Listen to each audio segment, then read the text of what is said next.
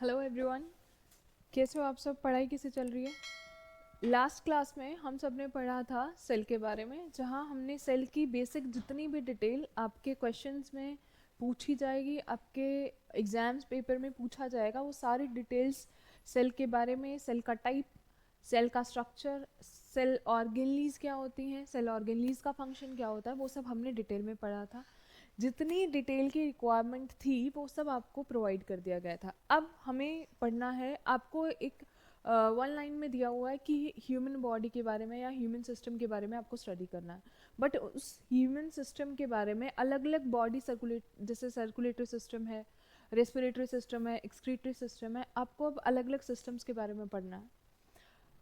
बहुत ज़्यादा डिटेल में जाने की ज़रूरत नहीं है, बहुत ज़्यादा साइंटिफिक वर्ड्स के बारे में जाने की ज़रूरत नहीं है, but yes, basic details we should know कि हमारी बॉडी में क्या चीज़ें हो रही है। इज़ इंटरेस्टिंग टू नो कि आपकी बॉडी में क्या हो रहा है, क्यों हो रहा है, कहाँ से हो रहा है। ठीक है, तो अब हम सबसे पहले जो स्टार्ट करेंगे वो स्टार्ट करेंगे सर्कुलेटरी सिस्टम के बारे में। अब सर्कुलेटरी सिस्टम होता क्या है, कहाँ है, क्या सिर्फ वो प्लांट्स में प्रेजेंट है, क्या वो एनिमल्स में भी प्रेजेंट है, एनिमल्स में प्रेजेंट है तो कैसे प्रेजेंट है, और बाकी सब एनिमल्स और ह्यूमन बॉडी में कहाँ कहाँ कैसे कैसे प्रेजेंट है। सबसे पहला क्वेश्चन आप सबको ये पता होना चाहिए कि सर्कुलेटरी सिस्टम है क्यों, क्या है। सर्कुलेटरी सिस्टम का मतलब क्या होता है?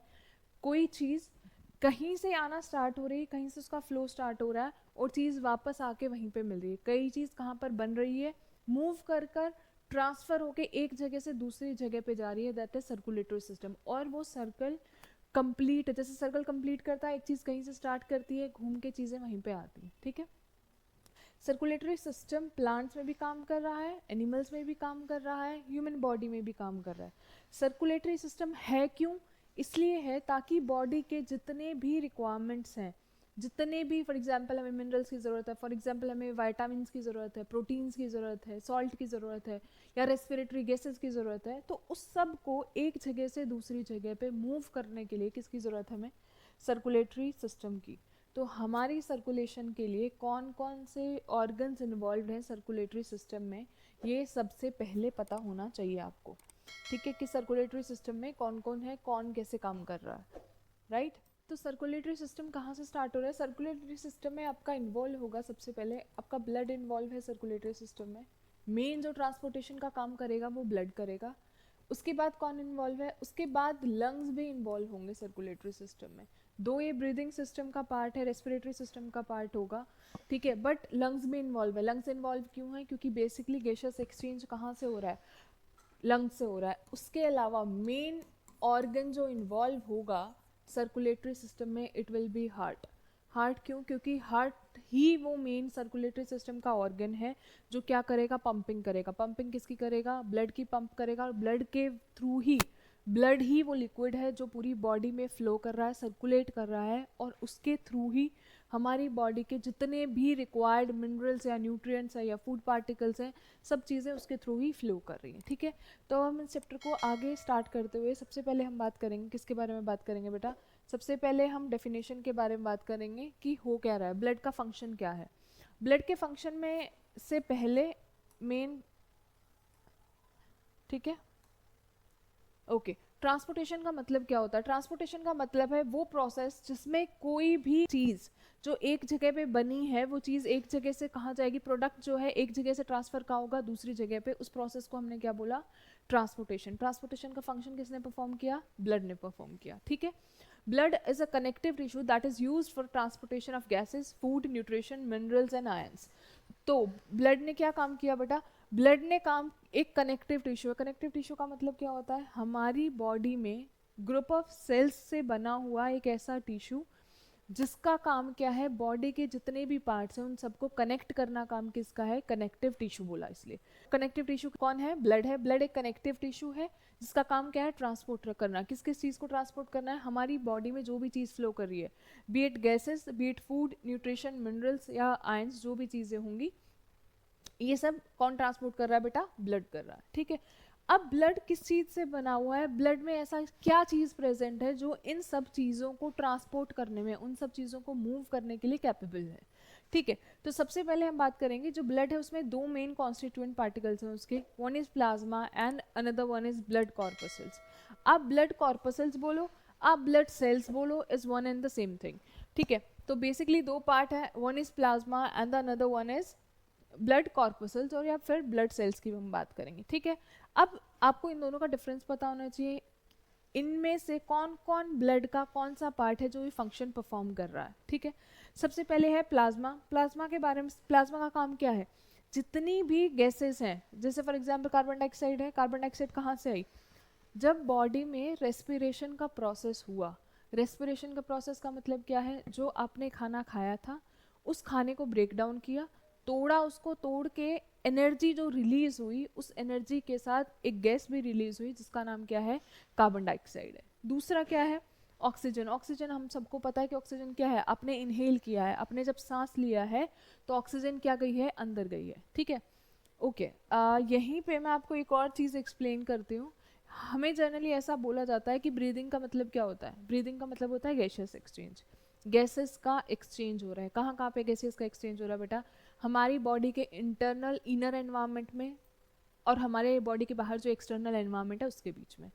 अब जब बॉडी के एक्सटर्नल एनवायरनमेंट और हमारी बॉडी के इंटरनल एनवायरनमेंट के बीच में कोई एक्सचेंज हो रहा है, एक्सचेंज किस चीज़ का हो रहा है, गैसेस का एक्सचेंज हो रहा है। अब जब गैसेस का एक्सचेंज हो रहा है तो जब हम इनहेल कर रहे हैं, सांस अंदर ले रहे हैं, तो हम उसको बोलते हैं ऑक्सीजन रिच एयर। क्या बोलते हैं बेटा, ऑक्सीजन रिच एयर। कोई भी ऐसे नहीं बोलेगा कि जब हम इनहेल कर रहे हैं, जब हमने सांस लिया है तो हमने सिर्फ ऑक्सीजन को अंदर लिया है, क्योंकि जब आप बाहर का जो आपका एक्सटर्नल एनवायरनमेंट में, उसमें सभी गैसेस प्रेजेंट है। अलग अलग गैसेस का कंसंट्रेशन, परसेंटेज, अमाउंट अलग अलग है, बट प्रेजेंट तो सभी गैसेस हैं। तो जब आपने इनहेल किया है तो आपने ऑक्सीजन रिच एयर को इनहेल किया है, आपने ब्रीद आउट किया है, आपने सांस बाहर छोड़ा है, तो कार्बन डाइऑक्साइड रिच एयर को एक्सेल किया है, रिमूव किया है। जिस टाइम पर आपने सांस बाहर छोड़ा उस टाइम पे क्या हुआ बेटा, कार्बन डाइऑक्साइड का अमाउंट क्या था, ज़्यादा था। जब आपने इनहेल किया, बाहर सांस को, गैसेस को अंदर इनहेल किया, हवा को, तो उस टाइम पे ऑक्सीजन का अमाउंट क्या है, ज़्यादा है, ठीक है। तो मेन ब्लड में जो ट्रांसपोर्टेशन का काम कर रहा है, गैसेस के ट्रांसपोर्टेशन का जो मेन काम किया वो किसने किया बेटा, प्लाज्मा ने किया। उसके अलावा एक वर्ड लिखा हुआ है मैंने, नाइट्रोजनस वेस्ट। क्या लिखा हुआ है, नाइट्रोजनस वेस्ट। नाइट्रोजनस वेस्ट का मतलब क्या है, नाइट्रोजनस वेस्ट का मतलब है ऐसा वेस्ट जो हमारी बॉडी ने रिलीज किया है as the result of metabolic activities. हमारी बॉडी ने जितने भी फंक्शंस परफॉर्म किए, जितनी भी केमिकल कन्वर्जन्स की, उन कन्वर्जन्स के साथ क्या किया उन्होंने, सर्टेन केमिकल रिएक्शंस हुई होंगी, कन्वर्ट हुई होगी, एक चीज़ बनी होगी, कोई चीज़ टूटी होगी, तो उस सब के बीच में कुछ ऐसे बाय प्रोडक्ट्स बने होंगे, साथ में एडिशनल प्रोडक्ट्स बने होंगे जिनकी हमें कोई हमारी बॉडी में रिक्वायरमेंट नहीं है। अब उन नाइट्रोजन कंटेनिंग कंपाउंड्स बोलो, नाइट्रोजन कंटेनिंग मॉलिक्यूल्स बोलो, या जितना भी जो एक वेस्ट प्रोडक्ट निकला, it will be known as nitrogenous waste. Nitrogenous waste का मतलब सिर्फ नाइट्रोजन कंटेनिंग वेस्ट नहीं होता है। नाइट्रोजनस वेस्ट का मतलब होता है हमारी बॉडी ने जितनी भी केमिकल रिएक्शंस परफॉर्म की, जितनी भी एक्टिविटी परफॉर्म की थी, जितनी भी मेटाबॉलिक एक्टिविटीज परफॉर्म की थी, उनसे जो वेस्ट रिलीज हुआ है, उस वेस्ट को हमने क्या बोला बेटा, नाइट्रोजनस वेस्ट। क्लियर है, ओके। अब कॉर्पसल्स के बारे में बात करेंगे। ये मेनली क्या कैरी करता है बेटा, रेस्पिरेटरी गैसेस करता है। अगर सिर्फ स्पेसिफिकली रेस्पिरेटरी गैसेस की बात करेंगे तो we will talk about corpuscles, blood cells की बात करेंगे। अगर हम बात करेंगे प्लाज्मा के बारे में, तो प्लाज्मा के लिए क्या करेंगे हम, जितनी भी गैसेस होंगी, जितना भी वेस्ट होगा, वो सब कौन कैरी करेगा, प्लाज्मा कैरी करेगा। उसके अलावा क्या होता है, उसके अलावा प्लाज्मा जो है एक एल्कलाइन मीडियम है, एल्कलाइन नेचर का। एल्कलाइन का मतलब क्या होता है, ऐसी चीज जो ना ही बहुत ज़्यादा एसिडिक नेचर की है, ना ही बहुत ज़्यादा बेसिक नेचर की है, we call it as alkaline. Alkaline का मतलब क्या है, ना ही तो बहुत ज़्यादा एसिडिक है, ना ही तो उसकी पीएच 1 2 3 में है, और ना ही बिल्कुल ऐसा नेचर का है कि उसकी पीएच क्या हो बेटा, पीएच ऐसा भी नहीं है कि पीएच 8 9 10 है, ठीक है। तो एल्कलाइन बीच के नेचर का है, यानी 7 पीएच के अराउंड पे जब होता है, फॉर एग्जाम्पल 8 पीएच हो गया, तो that is known as alkaline pH, ठीक है। एक पेल येलो कलर का फ्लूइड है। अब पेल येलो कलर का फ्लूइड कैसे पता लगेगा, जब हमें चोट लगती है, कोई भी कट आता है, कट आने के बाद जैसे ही आपका ब्लड फ्लो करना, ऊज आउट होना, निकलना बंद करेगा, उसके बाद एक येलो कलर का, पेल येलो कलर का लिक्विड होता है जो बाद में एक लेयर बना लेता है उस चोट के ऊपर, दैट इज प्लाज्मा। ठीक है, वो क्या होता है, प्लाज्मा होता है। अब प्लाज्मा के अंदर क्या होता है बेटा, 92% क्या होता है, वाटर होता है। यानी उसके अलावा अगर मैं बात करूं 8 to 10% या 7 to 10% क्या है बेटा उसमें, बाकी और मिनरल्स या सॉल्ट्स प्रेजेंट होंगे। अदरवाइज बाकी इसमें क्या प्रेजेंट है बेटा, वाटर प्रेजेंट है 90 to 92%। प्लीज मेक श्योर कि आपको ये पता होना चाहिए कि प्लाज्मा में मैक्सिमम कंटेंट, मैक्सिमम कॉन्स्टिट्यूएंट किसका है, पानी का है, that is 90 to 92%। Clear, okay. So these blood corpuscles, these cells could be of red or white color generally. Why red color? Red colour RBCs जो होती हैं उसमें हीम नाम का एक आयरन कंटेनिंग पिगमेंट होती है, हीमोग्लोबिन जिसको बोलते हैं। क्या बोलते हैं, हीमोग्लोबिन। हीमोग्लोबिन जो एचबी आप काउंट करते हो, ब्लड टेस्ट में जो एचबी काउंट होता है दैट इज हीमोग्लोबिन। ठीक है, रेड कलर किसकी वजह से है, हीमोग्लोबिन की वजह से। जो कलरलेस है दैट इज डब्ल्यूबीसीज, वाइट ब्लड कॉर्पसेल्स। ठीक है, अब उसके अलावा प्रोटीन, ग्लूकोज, वाइटामिन, यूरिया, वो सब किस में फ्लो करता है बेटा, प्लाज्मा में फ्लो करता है। डब्ल्यूबीसीज का काम क्या होता है, डब्ल्यूबीसीज जो कि these are the types of corpuscles हैं। ये कॉर्पसेल्स या ये सेल्स, वाइट ब्लड सेल्स का काम क्या है बेटा, इम्यूनिटी प्रोवाइड करना। इम्यूनिटी के बारे में हमने पहले भी बात की थी कि इम्यूनिटी क्या होता है। इम्यूनिटी होता है हमारी एक्सटर्नल एनवायरनमेंट में जितने भी माइक्रो ऑर्गेनिजम्स प्रेजेंट है, उन सब माइक्रो ऑर्गेनिजम्स को से हमारी बॉडी को डिफेंड करने की कैपेसिटी, उनसे उनको एक डिफेंस, हमारी बॉडी को एक डिफेंस मैकेनिज्म प्रोवाइड करना, उनको ढूंढ के मार गिराना, हमारी बॉडी में कोई डिजीज ना हो।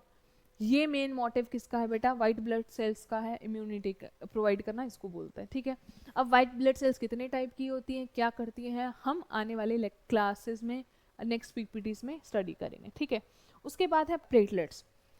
आपने बहुत जनरली सुना होगा प्लेटलेट वर्ड की, प्लेटलेट्स डाउन हो गई, या पेशेंट था डेंगू हो गया तो प्लेटलेट डाउन हो गई, उसके प्लेटलेट का काउंट बहुत कम हो गया। जब कोविड हुआ था तब भी आपने सुना होगा कि प्लेटलेट का जो अमाउंट है उसका बहुत कम हो गया।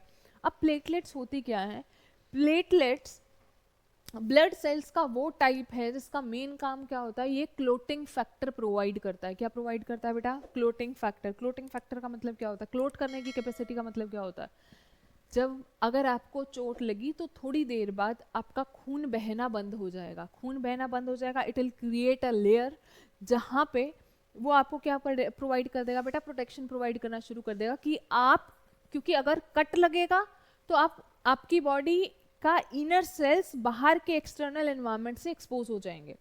अब जब आपका बॉडी का पार्ट बाहर के एनवायरनमेंट से एक्सपोज हुआ है तो उस टाइम पे क्या हुआ है, अब एनवायरनमेंट में तो बहुत सारे माइक्रो ऑर्गेनिजम्स प्रेजेंट है, तो आपकी बॉडी के अंदर आ सकते हैं, इन्फेक्शन कॉज कर सकते हैं।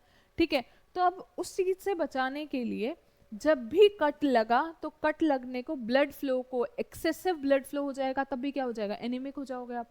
एनीमिक का मतलब क्या होता है, एनीमिया का मतलब क्या होता है, बॉडी में ब्लड का अमाउंट कम होना, रिक्वायर्ड अमाउंट जितना हमें चाहिए उससे कम अमाउंट होना इज एनीमिक कंडीशन, एनीमिया। ठीक है, हम डिजीज में पढ़ेंगे इसके बारे में। ठीक है, तो ब्लड क्लोटिंग का मतलब समझ में आया। जैसे ही कट लगा, कट लगने के बाद blood loss, certain amount of blood loss होने के बाद एक लेयर बनती है, वो लेयर, वो खून का बहने को बंद करना इज ब्लड क्लोटिंग। ठीक है, तो हमने पढ़ा बेटा प्लाज्मा के बारे में, कॉर्पसल्स के बारे में। कॉर्पसल्स कितने टाइप की पढ़ी हमने, डब्ल्यूबीसीज भी होती हैं, आरबीसीज भी होती हैं और प्लेटलेट्स भी होती हैं। ठीक है, आरबीसीज हमने बोला, RBCs is red blood cells.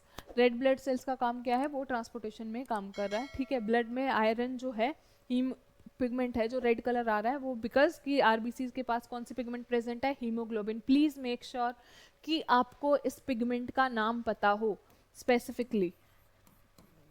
So this is the pigment present in blood, और वो पिगमेंट जो है रेड कलर की, जो ये पिगमेंट है हीमोग्लोबिन जो पिगमेंट है, ये वाइट ब्लड सेल्स के पास प्रेजेंट नहीं है। पहली बात, सिर्फ रेड ब्लड सेल्स के पास प्रेजेंट है। वो रेड इसीलिए है क्योंकि इसमें ये पिगमेंट प्रेजेंट है।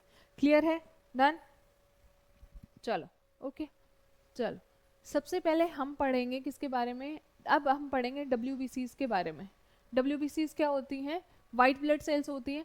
वाइट ब्लड सेल्स जो है वो कितने तरीके की है, ह्यूमन सर्कुलेटरी सिस्टम में दो तरीके की वाइट ब्लड सेल्स प्रेजेंट होती हैं।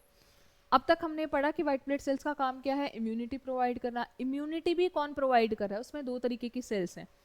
एक को हमने बोला बेटा ए ग्रैन्युलोसाइट, दूसरे को बोला हमने ग्रेनुलोसाइट्स।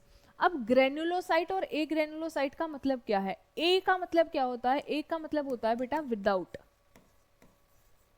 Without granules. कंकर के जैसे जो छोटे छोटे ऐसे सर्कल्स प्रेजेंट होते हैं जिगजैग टाइप के, these are known as granules. ठीक है, आपको फोटोज में दिख रहे होंगे। ठीक है, ये eosinophil is a type of granulocyte जिसके अंदर ग्रेन्यूल्स प्रेजेंट होते हैं। ये दिख रहे हैं granules, these are granules. Clear? WBCs के वो टाइप ऑफ सेल्स जहां पर ग्रेन्यूल्स प्रेजेंट नहीं होंगे will be known as agranulocytes, और जिनके अंदर ग्रेन्यूल्स प्रेजेंट है, सी इसमें छोटे छोटे ग्रेन्यूल्स नजर आ रहे हैं, इओसिनोफिल में भी, बेसोफिल में भी और न्यूट्रोफिल में भी। These all the three are the type of granulocyte, and A granulocytes include lymphocyte and monocyte। क्या क्या होता है बेटा? lymphocyte and monocyte। Please make sure कि आपको पता हो कि A ग्रेनुलोसाइट को किस में डिवाइड किया है और ग्रेनुलोसाइट को किस में डिवाइड किया है। तो A ग्रेनुलोसाइट जिसमें ग्रेन्यूल्स एब्सेंट है वो दो तरीके की हैं, जिसको हमने क्या बोला है बेटा? लिम्फोसाइट्स बोला है और मोनोसाइट्स बोला है। ठीक है, अगर अभी ये सेल्स प्रेजेंट है जो लिम्फोसाइट्स प्रेजेंट है और मोनोसाइट्स प्रेजेंट है, इनका फंक्शन क्या है? अभी हमने बात की WBCs का काम क्या है? इम्यूनिटी प्रोवाइड करना। इम्यूनिटी भी स्पेसिफिकली कौन प्रोवाइड कर रहा है? लिम्फोसाइट। लिम्फोसाइट किसका टाइप है? ए ग्रेनुलोसाइट की granulocyte? Yes, that is the type of A granulocytes. Clear? Immunity का मतलब आई गेस आपको क्लियर है अब तक? Still I will write here, okay. It provides protection from the disease causing microorganisms, disease causing microorganisms। Clear है? तो ये काम क्या है? इम्यूनिटी प्रोवाइड करना। ठीक है, उसके बाद क्या आया बेटा? उसके बाद आए मोनोसाइट्स। मोनोसाइट्स का मतलब क्या होता है? Monocytes are phagocytosis. मोनोसाइट्स का मेन फंक्शन होता है फैगोसाइटोसिस। फैगो वर्ड का मतलब क्या होता है? फैगो वर्ड का मतलब होता है बेटा एनगल्फ करना। एनगल्फ करने का मतलब क्या होता है? निगल जाना। साइटोसिस का मतलब क्या होता है? Cytosis is for sale, ptosis is for breakdown. This BD means breakdown. Phagocytosis का मतलब क्या होता है बेटा? जब भी हमारी बॉडी में कोई एक्सटर्नल सेल आया, इम्यूनिटी प्रोवाइड करने का काम सिर्फ लिम्फोसाइट नहीं करेगा। लिम्फोसाइट की कौन कौन हेल्प करेगा? लिम्फोसाइट की हेल्प करेगा मोनोसाइट। मोनोसाइट का काम क्या है? मोनोसाइट का काम है कोई भी सेल जिसको मार दिया गया है, now it is suppose to be broken down, it is suppose to be splitted into parts, उनको छोटे छोटे टुकड़ों में तोड़ के उसको एनगल्फ कर लिया जाएगा, उसको निगल जाएगा मोनोसाइट, ताकि सफाई हो जाए। सफाई कहाँ पे हो जाए बेटा? बॉडी के अंदर। आपकी बॉडी के अंदर जो भी माइक्रो ऑर्गेनिज्म जिनको ढूंढ के मारा गया था, now they are suppose to be broken down and they are suppose to be removed out of the body. ठीक है, तो जो तोड़ के और मार देने का काम, एनगल्फ करने का काम किया, वो किसने किया? यहाँ मोनोसाइट्स ने। ठीक है, उसके बाद आया बेटा ग्रेनुलोसाइट्स। ग्रेनुलोसाइट्स के हमें 3 टाइप पता है, इओसिनोफिल्स पता है, बेसोफिल्स पता है और न्यूट्रोफिल्स पता है। ठीक है, अब आपको पढ़ने में नाम या देखने के, पढ़ने में, सुनने में ऐसा लग रहा होगा कि ऐसे वर्ड्स, ऐसी चीजें जो आपने कभी देखी नहीं है, पर ऐसा कुछ नहीं है। आपकी डे टू डे लाइफ में जैसे ही मौसम चेंज होता है, जैसे ही आप किसी ऐसी जगह, धूल मिट्टी की जगह पे जाते हो या कोई ऐसी जगह पे जाते हो, आप इन सब चीजों को फेस करते हो। ठीक है, कैसे फेस करते हो? सबसे पहले लिखा हुआ है बेटा इओसिनोफिल्स। इओसिनोफिल्स का मतलब क्या है? वो सेल्स हैं, वो सेल्स WBCs के वो टाइप ऑफ सेल्स जिनके अंदर ग्रेन्यूल्स प्रेजेंट है, फर्स्ट थिंग, इसलिए they are included under granulocytes. ठीक है, first thing is granules are present. Second thing is कि इनका मेन काम क्या है? ये कब रिलीज होंगे? ये रिलीज तब होंगी जब आपको एलर्जी होगी। एलर्जी कब होगी? कुछ लोग होंगे जो एलर्जिक होते हैं डस्ट से, फॉर एग्जाम्पल कोई डस्ट से एलर्जिक होता है, फॉर एग्जाम्पल कोई होता है पॉलन ग्रेन से एलर्जिक होता है ना। What are pollen grains? बेटा पॉलन ग्रेन्स होते हैं, आप जब टाइम पे फ्लावरिंग का टाइम होता है, कहीं भी फील्ड में फ्लावर्स आते हैं, फ्लावरिंग के टाइम पे छोटे छोटे डस्ट पार्टिकल्स होते हैं जो एक्चुअली मेल गैमेट्स होते हैं फ्लावर के अंदर। फ्लावर के जो मेल गैमेट हैं, फ्लावर के अंदर जो मेल गैमेट है, दिस मेल गैमेट जो फर्टिलाइजेशन करेगा प्लांट के अंदर, सेक्सुअल रिप्रोडक्शन में हेल्प करेगा, will be known as pollen grain. Clear? Okay. कुछ लोग होते हैं जो पोलन ग्रेन से एलर्जिक होते हैं, कुछ अब डिपेंड करता है, कई कई लोगों को तो वीट से भी एलर्जी हो जाती है, राइस से भी एलर्जिक होता है, हो सकता है आप किसी भी फूड पार्टिकल से एलर्जिक हो जाओ। सो एलर्जी इज समथिंग, आपकी बॉडी में या तो रैशेज आ जाएंगे, इधर यू विल स्टार्ट स्नीजिंग, या तो आपको खांसी स्टार्ट हो जाएगी या छींकें आनी शुरू हो जाएंगी। तो वो सब क्या है, वो आपकी बॉडी का तरीका है आपको ये बताने के लिए कि आपकी सराउंडिंग में कुछ ऐसा पार्टिकल प्रेजेंट है, कुछ ऐसे ऑर्गेनिज्म प्रेजेंट है, या कोई ऐसी चीज प्रेजेंट है, या आपने किसी ऐसी चीज का इनटेक कर लिया है जो कि आपकी बॉडी को सूट नहीं कर रहा है, जिस चीज को आपकी बॉडी के इम्यून सेल्स ने फॉरन डिटेक्ट कर दिया है, जिसको ऐसे डिटेक्ट कर दिया है कि इससे आपकी बॉडी को हार्म है। That means now it is suppose to be removed out of the body, उसको बॉडी से बाहर निकालना है। छींकें क्यों आई, छींक क्यों आई, स्नीजिंग आने का मतलब क्या है, जो नोस्ट्रल्स के थ्रू, नोज के थ्रू आप पार्टिकल्स आपकी बॉडी में अंदर एंटर करने की कोशिश कर रहे थे, लंग्स तक पहुंचने से पहले जब स्नीजिंग हुई, जब आपने छींका, तो वो पार्टिकल्स नोज के थ्रू, स्पुटम के थ्रू, आपके माउथ के ड्रॉपलेट्स के थ्रू वो बाहर आ गया बॉडी से। क्लियर है? तो this is also a way of providing immunity to the body, अपनी बॉडी को प्रोटेक्शन प्रोवाइड करने का तरीका है ये भी। क्लियर है? ओके। सो एलर्जी का क्लियर है, जब भी आपकी बॉडी में कोई एलर्जी, दैट मीन्स व्हाट, अगर आपकी बॉडी में कोई फॉरेन ऐसा पार्टिकल है, कोई ऐसा सराउंडिंग में चीज प्रेजेंट है जो कि एलर्जिक हो आप जिससे, तो कौन से सेल्स एक्टिवेट होंगे बेटा, इओसिनोफिल्स एक्टिवेट होंगे, इओसिनोफिल्स का अमाउंट ज्यादा हो जाएगा, तो वही, ठीक है, eosinophils are the types of granulocyte. Second हम किसकी बात करेंगे बेटा, सेकंड हम बात करेंगे बेसोफिल्स की। बेसोफिल्स क्या होते हैं? बेसोफिल्स वो सेल्स हैं जिनका काम क्या है, इन्फ्लामेशन करना। इन्फ्लामेशन का मतलब क्या है, जनरली जैसे अभी मौसम चेंज हो रहा है, बारिश का मौसम है, बारिश के मौसम में बहुत सारे इंसेक्ट्स हैं, बहुत सारे कीट पतंगे ऐसे हैं जो आपको टच करेंगे, या मच्छर है, जिनकी वजह से आपकी स्किन पे रेडनेस आ जाएगा, पफीनेस आ जाएगा। तो जो वो रेडनेस आई, रेडनेस या फिर पफीनेस आई, ठीक है, वो उसको हम क्या बोलते हैं, इन्फ्लेमेशन। तो जहां पर इन्फ्लेमेशन आई वहां पर बेसोफिल्स का अमाउंट क्या हो गया बेटा, ज्यादा हो गया। तो आपकी बॉडी में बेसोफिल्स कब रिलीज होंगे, आपकी बॉडी में बेसोफिल्स कब रिलीज होंगे, जब आपको किसी ना किसी चीज से, किसी इंसेक्ट ने आपको काटा है, उस टाइम पे क्या होगा, रेडनेस हो जाएगा, क्योंकि बेसोफिल्स रिलीज हुए होंगे। तो इन बेसोफिल्स ने क्या काम किया, आपको ये बताने के लिए काम किया कि फॉर एग्जाम्पल कोई स्टिंग है, किसी मधुमक्खी ने डंक मारा है, किसी मच्छर का, मक्खी का कुछ लगा, तो it will create a inflammation, एक रेडनेस क्रिएट कर देगा। उस टाइम पे कौन काम करेगा बेटा, बेसोफिल्स काम करेंगे। ठीक है। And the third type is neutrophil. Neutrophils का काम क्या होता है बेटा, they are also phagocytic in nature. Phagocytic का मतलब मैंने आपको पहले ही बता दिया है, फैगोसाइटिक का मतलब है किसी चीज को तोड़ना, तोड़ के उस चीज को सेल्स इनगल्फ कर देते हैं, उसको निगल जाते हैं, उसको डिस्ट्रॉय कर देते हैं, that is known as phagocytosis. Actually phagocytosis की तरह ही एक वर्ड यूज होता है जिसको हम बोलते हैं बेटा पिनोसाइटोसिस। अब पिनोसाइटोसिस का मतलब क्या होता है, pino word is use for liquid. Liquid का मतलब आप लिक्विड बोलो या आप वाटर पार्टिकल बोलो, अगर किसी लिक्विड को, ड्रॉपलेट को, किसी वाटर मॉलिक्यूल को एनगल्फ किया, उसको एब्जॉर्ब किया है, तो that will be known as pinocytosis.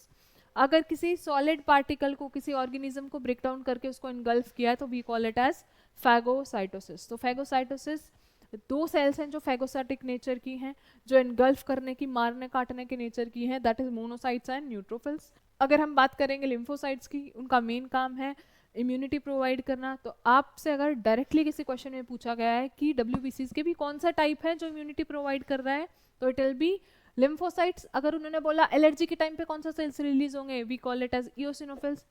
Allergy, वैसे भी आप एलर्जी को ई से रिलेट करके आप लर्न कर सकते हो। इन्फ्लेमेशन, स्किन का बेस, बेसोफिल क्यों कैसे याद करोगे, स्किन के बेस पे क्या है, आपको बम्प नजर आएगा, पफीनेस नजर आएगी, रेडनेस नजर आएगा, तो उस टाइम पे कौन काम कर रहा होगा बेटा, बेसोफिल। उसके अलावा दो ही सेल्स बचे, one is monocyte and another one is neutrophils. They both will function break down of something and they will engulf, engulfing का काम किया, ब्रेक डाउन करने का, तोड़ने का काम। फैगोसिटिक नेचर के कौन है? 2 सेल्स हैं। क्लियर है बेटा? चलो अब हमें मेन पढ़ना है function of blood. Function of blood हम सबको पता है। सबसे पहला काम क्या है? अब तक हमने पढ़ा ट्रांसपोर्टेशन करना। ट्रांसपोर्टेशन का मतलब है किसी भी प्रोडक्ट को, किसी भी चीज़ को, किसी भी मटेरियल को एक जगह से दूसरी जगह ट्रांसफ़र करना, उसको डिस्प्लेस करना, एक जगह से दूसरी जगह पे पहुंचाने का हम क्या बोलते हैं बेटा? ट्रांसपोर्टेशन। ट्रांसपोर्टेशन का सबसे पहला काम किसने किया? ब्लड ने किया। क्लियर? उसके बाद इन्होंने काम किया बॉडी टेम्परेचर को मेंटेन करने का काम। इंटरनल बॉडी टेम्परेचर को मेंटेन करने की कैपेसिटी जो स्पेसिफिकली कुछ ही ऑर्गेनिजम्स में प्रेजेंट है, ह्यूमन बींग्स में प्रेजेंट है, उसके लिए एक वर्ड यूज होता है जिसको हम बोलते हैं homeostasis. Homeostasis.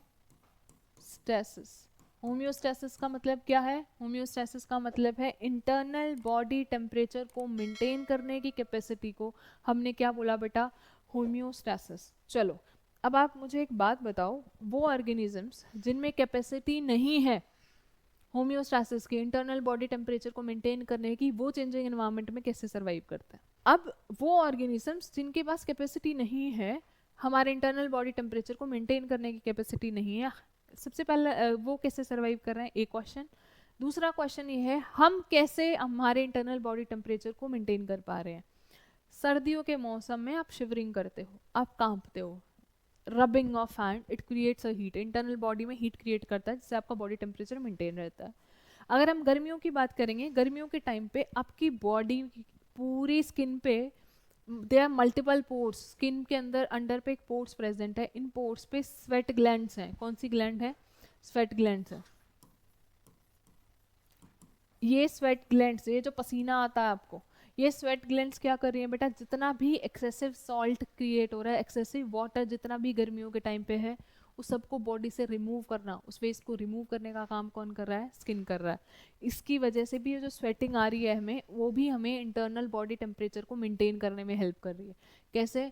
Evaporation causes cooling. हमारे केमिस्ट्री का बहुत कॉमन सेइंग है, इवेपोरेशन कॉजेज कूलिंग। जब कोई चीज़ उड़ेगी, भाप बन के जाएगी, तो इवेपोरेट होगा, तो it will create a cooling effect. ठीक है? तो वो पसीना जो आ रहा है उसमें हवा लगती है तो ठंडा लगता है। It is also mechanism to maintain the internal body temperature. ठीक है?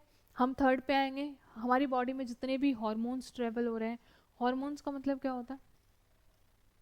ओके, हॉर्मोन्स हमारी बॉडी में वो केमिकल मैसेंजर्स हैं जो एक जगह से, एक ऑर्गन से दूसरे ऑर्गन के पास इंफॉर्मेशन लेके जाएंगे। किसी भी चीज तरीके की इंफॉर्मेशन, किसी भी तरीके की हो सकती है। इंफॉर्मेशन किसी ऑर्गन के डेवलपमेंट की भी हो सकती है। इंफॉर्मेशन आपके किसी दूसरे सेल की ग्रोथ की भी हो सकती है। वो कोई भी फंक्शन परफॉर्म करने के लिए भी इंफॉर्मेशन लेके जा सकता है। क्या? हॉर्मोन्स। ठीक है? उसके बाद बात करेंगे प्रोटीन। प्रोटीन की हमने कल भी बात की थी कि हमारी बॉडी में जितने भी सेल्स बने हुए हैं वो सब किसके बने हुए हैं? प्रोटीन्स के बने हुए हैं। तो प्रोटीन्स क्या है? बेसिक स्ट्रक्चर में सबसे ज़्यादा इन्वॉल्व है प्रोटीन और लिपिड्स। सॉल्ट्स एंड मिनरल्स, आपने डाइट लिया, आपने फूड का इंटेक किया, उसमें सॉल्ट भी प्रेजेंट है। आपने जो डाइट ली उसमें विटामिन और मिनरल्स भी प्रेजेंट है। तो they all are getting transported via blood. अब ब्लड में भी कौन ट्रांसपोर्ट कर रहा है इनको? हमने अभी अभी पढ़ा है कौन ट्रांसपोर्ट कर रहा है इसको। Very good. ब्लड का भी प्लाज्मा जो है, प्लाज्मा के जो सेल्स हैं, they are helping out to transport the protein, salts and minerals in the body. Clear? या it provides immunity against harmful disease. ये अभी हमने पढ़ा कि इसमें WBCs जो है वो इम्यूनिटी प्रोवाइड कर रही हैं। इम्यूनिटी स्पेसिफिकली कौन प्रोवाइड करना है? लिम्फोसाइट्स। लिम्फोसाइट्स किसका टाइप है? ग्रेन्युलोसाइट की। ए ग्रेन्युलोसाइट, तो दे आर ए ग्रेन्युलोसाइट। दूसरा ए ग्रेन्युलोसाइट कौन सा है बेटा? मोनोसाइट्स हैं, जिसका काम क्या है? फैगोसिटिक। फैगोसिटिक नेचर की कौन सी 2 WBCs ऐसी हैं जो फैगोसिटिक नेचर की हैं, जो इनगल्फ करने का काम कर रही हैं? One is monocyte which is a type of agranulocyte, and the another one is neutrophils which is a type of granulocytes. Clear? So specific type के सेल्स, उनका स्पेसिफिक फंक्शन जो रेड कलर में mark किया हुआ है, please make sure these are one words only, and आप सिर्फ उसी को याद करें। I am not asking you कि आप बहुत ही चीज़ों को, paragraph is there you need to grab that out, no, आपको सिर्फ सिंगल वर्ड्स को लर्न करना है। क्लियर है? ओके, सो अभी हमने पढ़ लिया कि ब्लड किस चीज़ का बना हुआ है, ब्लड फंक्शन क्या परफॉर्म कर रहा है, पर ब्लड कहाँ कहाँ से फ्लो कर रहा है, हमारी बॉडी में कौन से ऐसी चीज़ें हैं जिसके थ्रू ब्लड फ्लो कर रहा है। हमारी बॉडी में क्लोज्ड सर्कुलेटरी सिस्टम है। Close circulatory system and open circulatory system, they are two things. अब क्लोज सर्कुलेटरी सिस्टम का मतलब क्या होता है? क्लोज सर्कुलेटरी सिस्टम का मतलब होता है वो सर्कुलेटरी सिस्टम जहाँ पर ब्लड फ्लो कर रहा है थ्रू आर्टरीज, वेन्स और कैपिलरीज, जहाँ पर ब्लड इन तीन चीज़ों से ट्रेवल कर रहा है। कौन कौन सी तीन चीज़ें बेटा? आर्टरीज हैं सबसे पहले, see the first one is artery, जो सर्कुलर नेचर की है, जिसका इंटरनल लेयर सबसे ज़्यादा थिक है। इंटरनल लेयर दिख रहा है रेड कलर का, स्मूथ इलास्टिक मसल से बना हुआ है, इट इज वेरी थिक, और वो सबसे ज्यादा थिकनेस किस में है? आर्टरीज में है। क्यों है थिक वॉल आर्टरीज की? आर्टरीज की थिक वॉल इसलिए होती है क्यों मैक्सिमम प्रेशर से जो ब्लड फ्लो करता है it flows via what? It flows via arteries. हमारी बॉडी में जितना भी ब्लड फ्लो कर रहा है, जो मैक्सिमम स्पीड से हाई प्रेशर से फ्लो कर रहा है, it is flowing through arteries. अब अगर बहुत कोई चीज़ हाई प्रेशर से फ्लो कर रही है और वो बहुत थिन होगी, पतली होगी, तो रप्चर हो जाएगी, ब्रेक डाउन हो जाएगा, टूट जाएगा, फट जाएगी, ठीक है, बॉडी काम नहीं कर पाएगी। So it is suppose to be very thick, उसको बहुत ज़्यादा थिक होना पड़ेगा। आपको क्वेश्चन यहाँ से भी आ सकता है, ब्लड कनेक्टिव टिश्यू, ये अभी अभी हमने पढ़ा, ठीक है। ये जो सेंटर में जो इलास्टिक फाइबर्स हैं किस चीज़ के बने हुए हैं, यहाँ पे क्या प्रेजेंट है बेटा?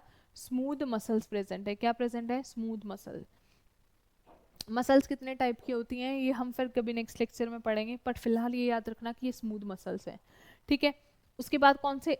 उसके इंटरनल में, see this is the layer, ये जो इंटरनल में लेयर बनी हुई है that is made up of epithelial tissue. किसकी बनी हुई है बेटा? एपिथेलियल टिश्यू की। क्लियर? ओके, सो आर्टरीज हैं वो जिनका थिकनेस बहुत ज़्यादा है। अब थिकनेस बहुत ज़्यादा होने की वजह से इनका ल्यूमेन, जो ल्यूमेन का मतलब होता है ये स्पेस, किसी चीज़ के सेंटर में जो स्पेस प्रोवाइड होता है उसको हम बायोलॉजिकल टर्म में बोलते हैं बेटा ल्यूमेन। ल्यूमेन का मतलब क्या है? वो स्पेस जहाँ से कोई चीज़ जो है वो फ्लो कर रही है। So basically this is the only part जहाँ से ब्लड फ्लो करेगा।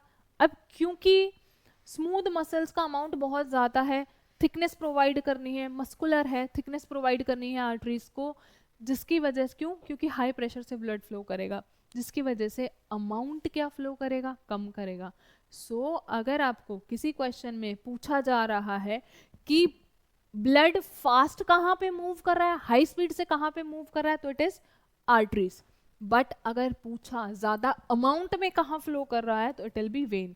Can you see it clearly? क्या ये जो स्पेस है, ये जो ल्यूमेन का पार्ट है, वो वेन्स का ज्यादा है as compare to arteries. Clear है? सो यहाँ पे जो साइड वॉल्स है, स्मूथ मसल्स का अमाउंट ज्यादा है, यहाँ पर स्मूथ मसल्स का अमाउंट क्या हो गया? कम। इंटरनली लेयर यहाँ पे भी किसकी बनी हुई है बेटा? एपिथेलियल टिश्यू की। इनर मोस्ट जो लेयर बनी हुई है वो एपिथेलियल टिश्यू की बनी हुई है। एक क्वेश्चन, थिक कौन सी है, आर्टरीज या वेन? सबसे ज़्यादा थिक कौन है? आर्टरी, फिर वेन्स एंड फिर कैपिलरीज होती हैं। मेक श्योर आप ये याद रखें। फिर अगर आप थर्ड क्वेश्चन, अगर आपको पूछा कि सबसे ज़्यादा अमाउंट में ब्लड कहाँ फ्लो कर रहा है, तो सबसे ज़्यादा अमाउंट में ब्लड कहाँ फ्लो कर रहा है बेटा? वेन्स के थ्रू फ्लो कर रहा है। अगर उसने पूछा सबसे या कम अमाउंट में कहाँ फ्लो कर रहा है, तो दैट विल बी आर्टरी, ठीक है। उसके बाद अगर उन्होंने बोला कि ल्यूमेन कहाँ थिक या थिन है, तो सबसे ज़्यादा स्पेस ल्यूमेन कम किसका है? आर्टरी का। सबसे ज्यादा ल्यूमेन स्पेस, खाली स्पेस किसका है बेटा? वेन्स का। क्लियर है ये बात? ओके। अब आप ये बोलोगे कि मैं तो बस आर्टरीज और वेन्स की बात कर रही हूँ, जो थर्ड सेल्स का टाइप है कैपिलरीज, उसकी तो मैंने बात ही नहीं की। अब जो वेन्स है वो वेन्स ने फर्दर डिवाइड करके, फर्दर स्प्लिट होके जो सिंगल सेल, बेटा ध्यान से सुनना, that is single cell and thin walled, thinnest rather, ठीक है। जो थिनेस्ट वॉल है वो किसकी है बेटा? कैपिलरीज की है। क्यों कैपिलरीज की है? क्योंकि वेसल्स ने, अगर वेसल्स ऐसे फ्लो कर रही थी तो इसी वेसल ने डिवाइड करके ऐसे बिल्कुल नैरो जो रो बनाई उसको हमने क्या बोला बेटा, कैपिलरीज बोला। और इन्हीं कैपिलरीज ने क्या किया, इन्हीं कैपिलरीज के थ्रू बहुत सारा वेस्ट और बहुत सारी चीज़ें जो हैं वो ट्रेवल करेंगी। क्लियर? चलो, ल्यूमेन वाली बात भी क्लियर होगी। ओके, तो ब्लड जो है वो बेसिकली कैसे कैसे फ्लो कर रहा है बेटा, ब्लड फ्लो कर रहा है किसके थ्रू, आर्टरीज के थ्रू फ्लो कर रहा है, वेन्स के थ्रू फ्लो कर रहा है और कैपिलरीज के थ्रू फ्लो कर रहा है। जो थिनेस्ट वॉल है दैट इज सिंगल सेल जो बना हुआ है वो कैपिलरी है। सबसे ज़्यादा अमाउंट में ब्लड कहाँ फ्लो करेगा, वेन से फ्लो करेगा, एंड सो ऑन। ये सारे क्वेश्चंस हैं जो मैंने आपको बता दिए। प्लीज़ मेक श्योर कि आप याद रखें कि स्मूथ मसल सेल्स का बना हुआ है। ठीक है, उसके बीच में जो इनर मोस्ट लेयर है वो एपिथेलियल टिश्यू की है, क्योंकि टिश्यू का चैप्टर जब हम पढ़ेंगे तो टिश्यू के चैप्टर में बॉडी के कौन कौन से पार्ट्स में कौन कौन सी मसल्स प्रेजेंट है, कौन कौन सी मसल्स के साथ कौन कौन से टिश्यूज भी प्रेजेंट है, कौन सी मसल में कौन सा टिश्यू प्रेजेंट है, it all will be included in that case. ठीक है, चलो नेक्स्ट स्लाइड पे चलते हैं।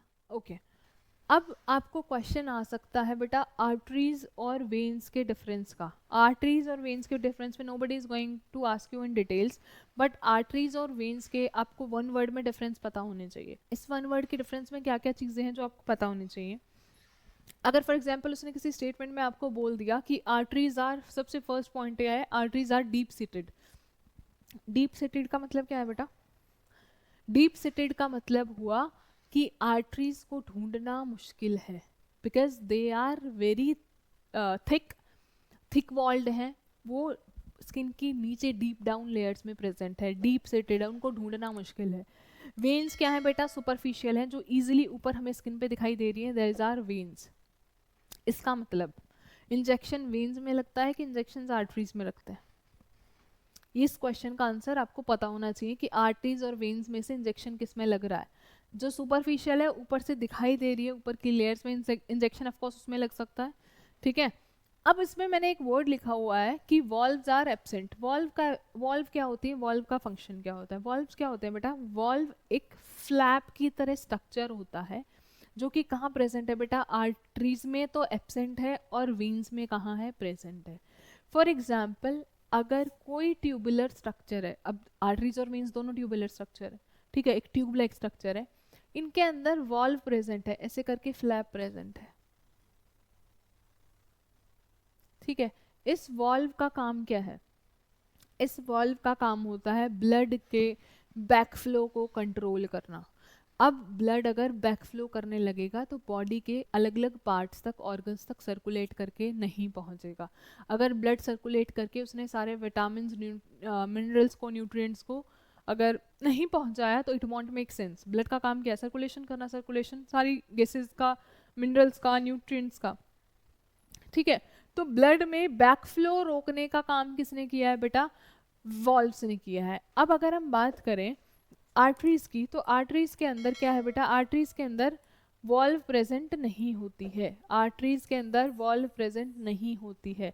इसका मतलब क्या है, इसका मतलब क्या ये है कि ब्लड बैकफ्लो करता रहेगा, नहीं, इसका मतलब ये है कि आर्टरीज में जो ब्लड है वो बाय डायरेक्शनल फ्लो करता है, दोनों डायरेक्शंस में फ्लो कर सकता है, यहाँ से जा भी सकता है और ऊपर से नीचे आ भी सकता है। But if we will talk about veins, veins की अगर बात करें तो वीन्स के अंदर क्या है, वॉल्व्स प्रेजेंट है, वॉल्व प्रेजेंट है, इसका मतलब ब्लड का बैक फ्लो नहीं हो सकता, और अगर ब्लड का बैक फ्लो नहीं हो सकता तो ब्लड सिंगल डायरेक्शन में फ्लो करेगा। So in any single statement it could be possibly written that कि वेन्स या आर्टरीज में से कौन ऐसे हैं जिसमें ब्लड का बैक फ्लो अलाउड है, या जो सिंगल डायरेक्शन में जिसमें ब्लड फ्लो कर रहा है, या कौन सी ऐसी है जिसमें बाई डायरेक्शन में ब्लड फ्लो कर रहा है।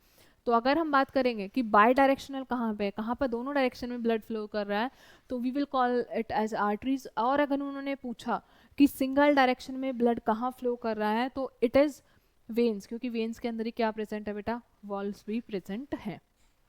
ठीक है, इनका आर्टरीज का काम क्या होता है बेटा, आर्टरीज का काम है ब्लड को, हार्ट से जो ब्लड लेकर जा रही है, हार्ट से ब्लड को दूर लेकर जाने, वो जो दूर लेकर जाने का काम किसने किया है बेटा, आर्टरीज ने किया।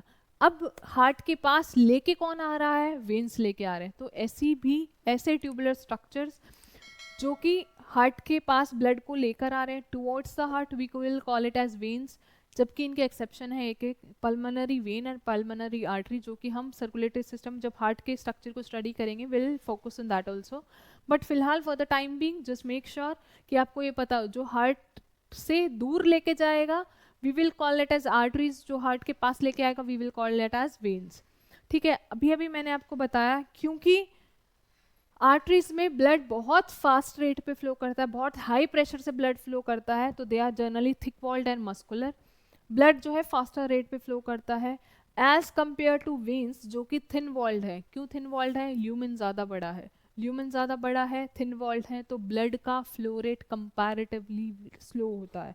अगर थिन वॉल होने के बाद, लेयर काफ़ी थिन होने के बाद, पतली होने के बाद ब्लड बहुत अगर हाई प्रेशर से फ्लो करेगा तो बर्स्ट हो जाएंगी वेन्स, फट जाएंगी, रप्चर हो जाएंगी, डेड एंड। क्लियर है? So I hope arteries and veins का डिफरेंस क्लियर होगा। बहुत सिंगल सिंगल वर्ड्स हैं, माइन्यूट माइन्यूट डिफरेंसेस है, but they could come as statement, तो पॉसिबली आपको याद होना चाहिए। ठीक है, ओके। सो ये अभी अभी हमने पढ़ा, ब्लड जो है सिंगल डायरेक्शन में कहाँ फ्लो करता है बेटा? वेन्स के अंदर फ्लो करता है। वेसल्स जो है वो डिवाइड करके single celled thin walled structure बनाती हैं। आपको क्वेश्चन डायरेक्टली कहाँ से आएगा? जो one celled thin walled structure है उसको हमने क्या बोला बेटा? कैपिलरीज बोला। ठीक है, ओके। जो हार्ट क्या है? हार्ट एक मस्कुलर ऑर्गन है। मस्कुलर ऑर्गन्स क्यों? क्योंकि मसल सेल्स प्रेजेंट है। अब मस्कुलर ऑर्गन्स क्या है? The size equal to the size of fist. अगर आपने मुट्ठी बंद की तो मुट्ठी बंद करने के बाद जो आपकी साइज होगा that is the size of your heart. Clear? It is four chambered. Four chambered का मतलब क्या होता है? फोर चैम्बर्ड का मतलब होता है ऐसे डिवीजन है। फोर चैम्बर्ड का मतलब क्या है? डिविजन्स हैं। डिविजन्स किस लिए हैं बेटा? डिवीजन इसलिए है ताकि आपकी बॉडी का ऑक्सीजनेटेड ब्लड और डीऑक्सीजनेटेड ब्लड का मिक्सिंग ना हो। क्योंकि अगर इंटरनल बॉडी टेम्परेचर को मेंटेन करना है तो इंटरनल बॉडी टेम्परेचर के लिए अभी अभी हमने एक वर्ड यूज किया था that is called as homeostasis. Internal body temperature को मेंटेन करने की कैपेसिटी को we call it as homeostasis. अगर ह्यूमन बॉडी को अपना इंटरनल बॉडी टेम्परेचर मेंटेन करना है तो इंटरनल बॉडी टेम्परेचर को मेंटेन करने के लिए उनको अपनी बॉडी में जितना भी ऑक्सीजनेटेड ब्लड, जितना भी डीऑक्सीजनेटेड ब्लड फ्लो कर रहा है, it is suppose to be in different chambers. उनको उसको मिक्सिंग को अवॉइड करना पड़ेगा वरना ह्यूमन बॉडी एग्जिस्ट नहीं कर पाएगी। ठीक है, ऑक्सीजनेटेड ब्लड का मतलब क्या है? ऑक्सीजनेटेड ब्लड का मतलब है जहां पर हीमोग्लोबिन, जो पिगमेंट की अभी हमने बात की थी जो आरबीसीज के पास है, अगर उसने ऑक्सीजन के साथ बाइंडिंग की है तो we call it as oxygenated blood. अगर हीमोग्लोबिन की पिगमेंट ने अगर कार्बन डाइऑक्साइड के साथ बाइंडिंग की है तो we call it as deoxygenated blood, यानी ऑक्सीजन का प्रेजेंस नहीं है, कार्बन डाइऑक्साइड प्रेजेंट है। ओके, एक और क्वेश्चन जो यहाँ से पूछा जा सकता है कि बाइंडिंग कैपेसिटी ब्लड की हीमोग्लोबिन की किसके साथ है? ब्लड की सबसे ज़्यादा बाइंडिंग कैपेसिटी है कार्बन मोनोऑक्साइड के साथ, फिर उसके बाद कार्बन डाइऑक्साइड के पास, और सबसे लीस्ट बाइंडिंग कैपेसिटी, सबसे धीरे किसके साथ बाइंड करता है? वो ऑक्सीजन के साथ।